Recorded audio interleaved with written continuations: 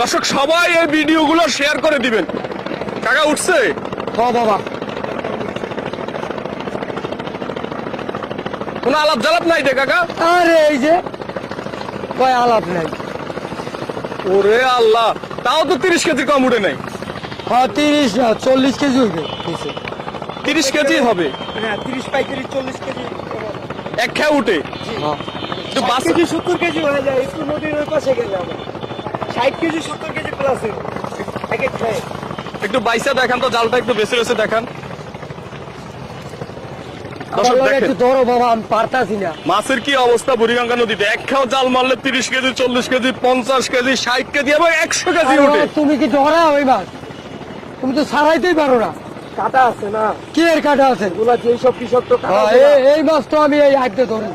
ওটা আপনার ধরতে ধরতে অভ্যাস, সবার তো আপনার অভ্যাস নাই। এই যে কত প্রকারের কাটা, এগুলা কাটার কারণে এগুলা শরীরের যে চামড়াটা না, এই চামড়াটা ওই যে কাটা, ওর যত শক্তি আছে সব লেজে।